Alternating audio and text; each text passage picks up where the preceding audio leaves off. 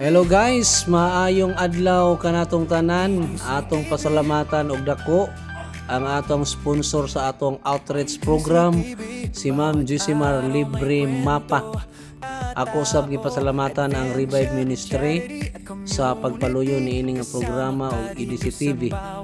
Pasalamatan usab nako ang mga kabataan sa Puruksay nga nagtambong og ang mga ginikanan nga naghatod nila dinhi aron nga dunay makatunan pinaagis mga alawiton, pagkolor o ganiya sa mga to ang feeding program. Ato usab gipasalamatan ang ato ang storyteller si Rian nga gikan pagyud og Iligan City o si EDC TV. Daghang salamat sa mga ginikanan o God bless kaninyong tanan mga bata sa Puruksay.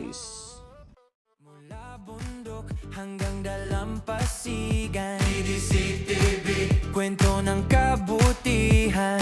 Bawat vlog may puso't halaga para sa kapwa, bayan at pamilya. Bawat lakad may inspirasyon, bawat kwento puno ng aksyon. EDC TV, serbisyo para sa tao, tulong at saya, yan ang totoo.